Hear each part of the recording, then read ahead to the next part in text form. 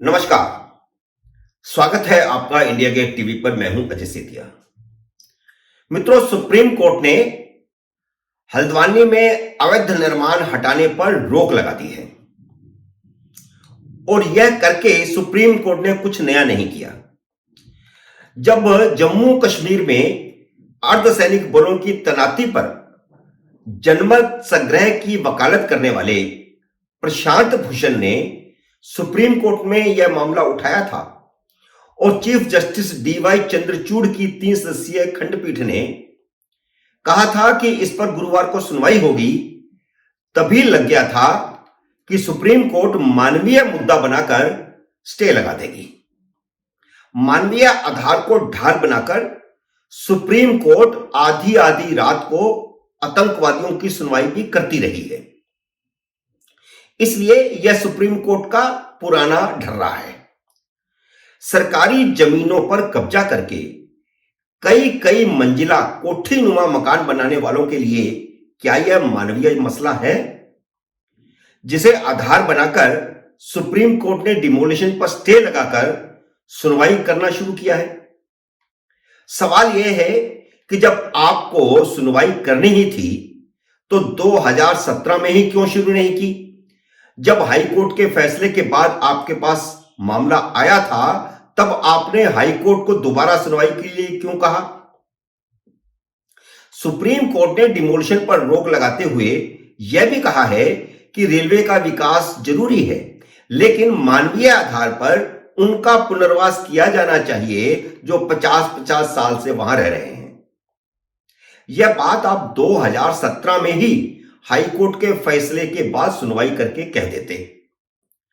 अल्मोड़ा, बागेश्वर, पिथौरागढ़ के दूर दराज के सीमांत इलाकों में रेल पहुंचाने के काम में आपने केंद्र सरकार के 5 साल क्यों बर्बाद किए?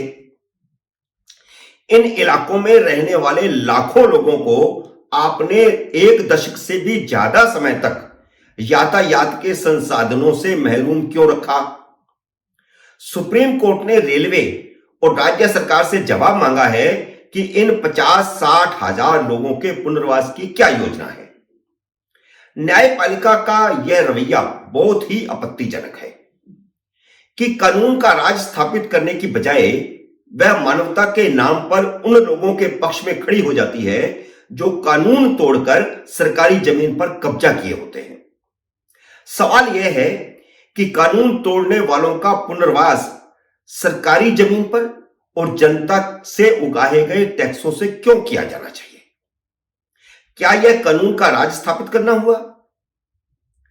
इस नजरिए से देखा जाए तो हाई कोर्ट का फैसला बेहद उम्दा था, जिसने कहा कि अवैध कब्जा करने वाले अगर 7 दिन में कब्जा खाली नहीं करते तो डिमोलिशन करके उसका खर्चा भी उनसे वसूला जाए।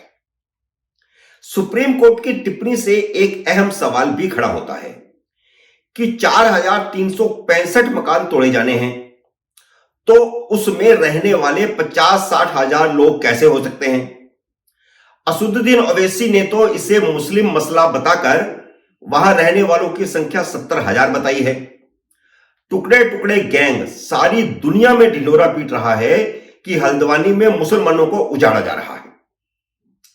क्योंकि यहां 90% कब्जाधारी मुस्लिम हैं, अगर बताई गई संख्या सही है तो हर परिवार में कम से कम 10-10 बच्चे हो गए, बल्कि उससे भी ज्यादा हो गए। अगर ऐसा है तो यह मामला मानवीय संवेदनाओं का कैसे हो सकता है? क्या सरकारी जमीन का इस्तेमाल समुदाय विशेष का वोट बैंक बढ़ाने के लिए हो रहा है? क्योंकि हाई कोर्ट ने अपने फैसले में यह भी कहा है कि राजनीतिक नेताओं ने प्रशासन पर दबाव बनाकर इन्हें अवैध पट्टे दिलवाए। माफिया ने जमीनों के पट्टे लिए और उन्हें आगे बेच दिया। हाई कोर्ट ने जब 2016 में अवैध कब्जे हटाने का आदेश दिया था तो अवैध कब्जे करवाने वाली पार्टी की सरकार ने हाई कोर्ट के फैसले पर पुनर्विचार याचिका लगा दी थी। यह मैं पहले वाले वीडियो में बता चुका हूं कि उस समय कांग्रेस की सरकार थी और हरीश रावत मुख्यमंत्री थे। सुप्रीम कोर्ट के कहने पर हाई कोर्ट ने 5 साल बर्बाद करके दोबारा सुनवाई की और सुनवाई के दौरान पाया कि कब्जाधारियों की तरफ से पेश किए गए सारे दस्तावेज फर्जी और अप्रासंगिक हैं। सुप्रीम कोर्ट को अगर हाई कोर्ट से दी गई 7 दिन की मोहलत कम लग रही थी तो वह मोहलत बढ़ा सकती थी। जैसे 2019 में उसने कुमार स्वामी को बहुमत साबित करने के लिए राज्यपाल की ओर से दी गई मोहलत की अवधि बढ़ा दी थी।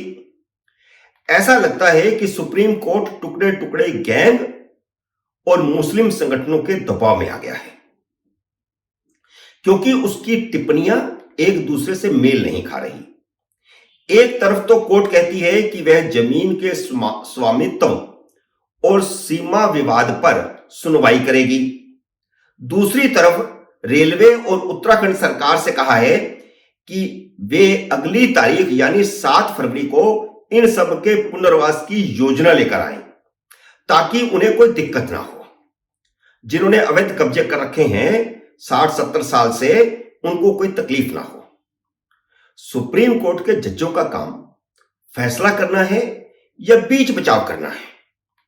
आप सही और गलत का फैसला करिए और दस्तावेजों के आधार पर करिए ताकि कानून का राज स्थापित हो। इससे पहले शाहीन बाग के समय भी बीच बचाव करने के लिए सुप्रीम कोर्ट ने एक टीम भेज दी थी। क्या सुप्रीम कोर्ट के जजों को दिखाई नहीं दे रहा होगा कि इस अवैध कब्जे को दुनिया भर में किस तरह हिंदू मुस्लिम का मुद्दा बनाया जा रहा है, जबकि यह एक न्यायिक मुद्दा है। टुकड़े टुकड़े गैंग को समर्थन देने वाले भारतीय पत्रकार और अल जजीरा जैसा चैनल किस तरह इसे मुस्लिम मुद्दा बना रहा है।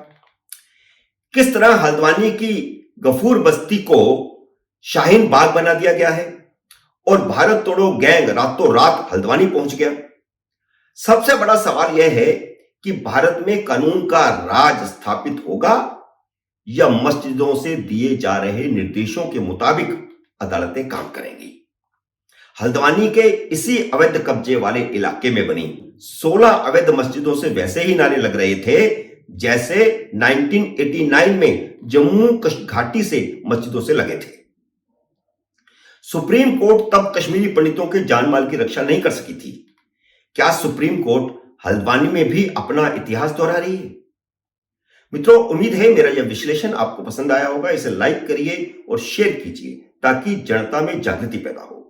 और अगर आपने मेरे YouTube चैनल को सब्सक्राइब नहीं किया तो कृपया सब्सक्राइब भी कीजिए, घंटी का बटन भी दबाइए ताकि जैसे ही मेरा नया वीडियो आए आपको सूचना आए। मेरे नए वीडियो का करिए इंतजार। तब तक नमस्कार।